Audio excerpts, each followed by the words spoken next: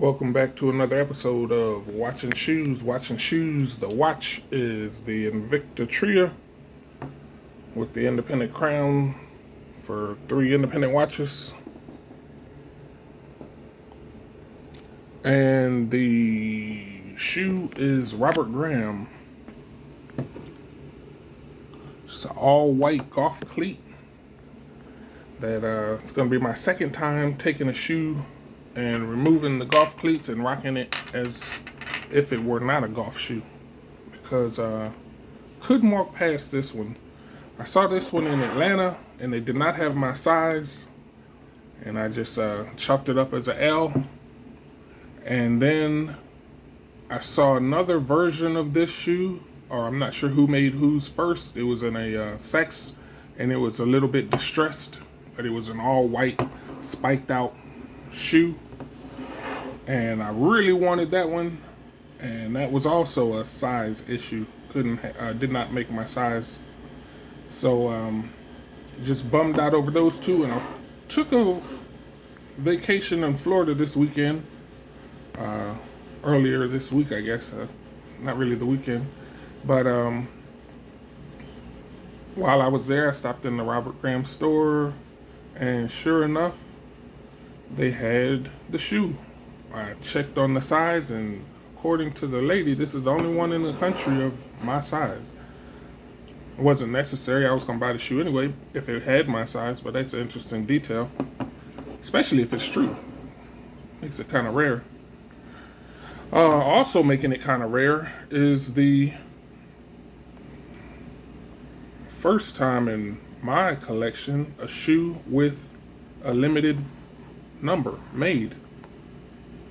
298 made. I have number 268. Really intricate details on the underneath side.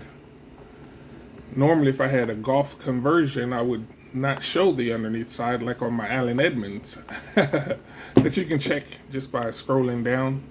I got a really cool white Spectator, white and brown leather Allen Edmonds Spectator, which is actually a golf shoe. I never showed the underside of that shoe because it's a golf shoe, but this one I'm gonna show anyway because they put in work. Look at the patina they put on that leather sole there. Really cool. I'm actually in a hurry to scratch this up because there is no grip. As you can see, they don't include the rubber corner on this shoe, so the grip, just walking around on my carpet, is it's like ice skating. So I'm in a hurry to put the grip on, or at least scuff it up a little bit so I can actually stop when I'm walking. But check out the detail. This detail was just a plus. I didn't even notice this when I was first interested in the shoe.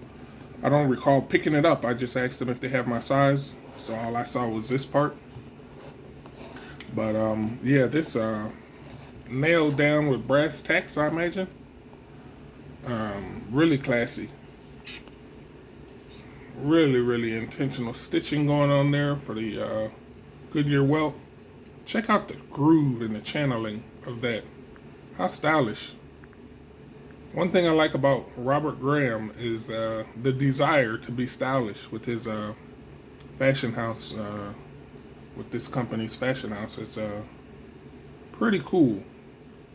Not something you get a lot of in the US, but these guys really jump way out of the box. Typically, you have to go to another country if you want to go for style. I'm not sure what the deal is with I guess you could say the RLX brand and the Polo Black Label. Was it Black Label? I think it was called Black Label, which went out of business in the US. So it's kind of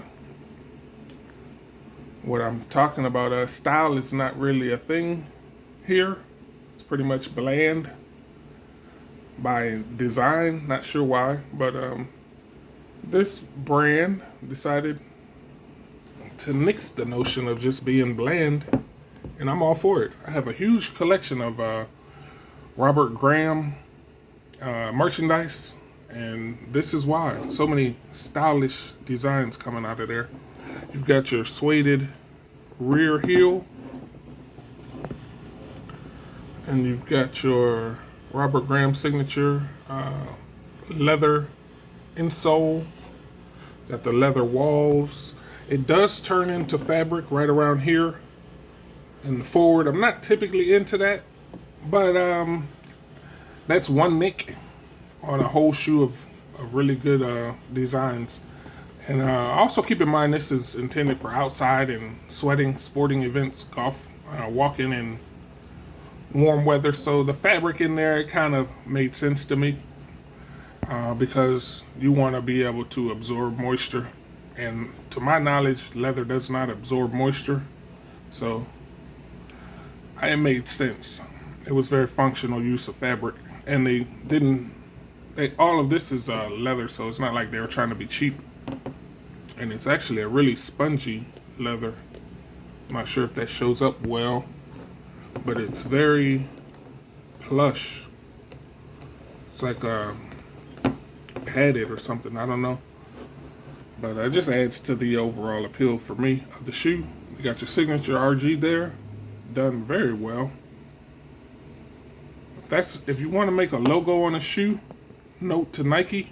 I got one shoe. I have a Nike Vapor Max, all sueded out, whole cut, that does a similar with the Nike design, but that's just about the only one. That's a really cool way to put your emblem on a shoe. Very unintrusive way, and remain stylish with the font, the lettering. Just a really cool move. You got the one eyelet red, and the rest are just hole punched. I'm not sure if this is going to be called a derby or a blucher. This is not real, so I think it's just a derby. This is just stitching. It's not hanging on to the vamp of the shoe there. So, but yeah, how about those spikes? Shout out to Phil's Fashion, who I call Dr. Phil, because he's real big on spikes. I'm not so much, but he actually has talked me into looking into one of these Louis Vuittons with sueded out and spiked out toe box. Maybe. But this will be my first spiked out shoe. Not sure what you would call these, studs maybe. Maybe studs is a better word than spiked, because they don't come to a point. But I do like it. I do like the stud design a lot. So really like what they're doing with this shoe. I like the stitching. I like the fact that it's limited. That's pretty unique for me. Alright, I'm going to go through a couple of things. This came in the box. Shoe holder that's divided in the middle.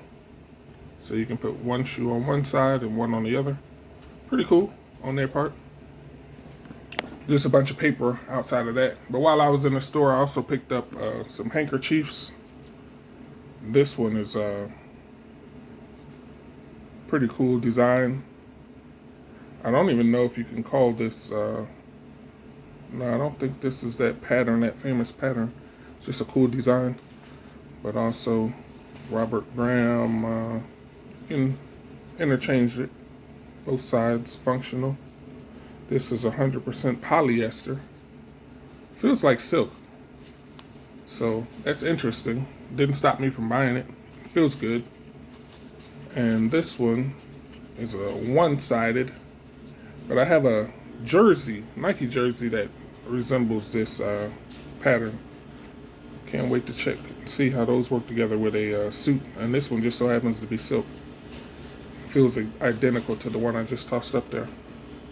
But there you have it. These are the spikes that came with the shoe. Just take those out and rock it.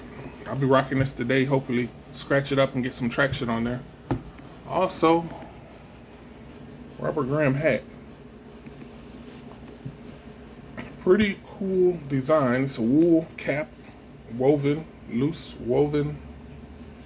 Then you have a silk band inside.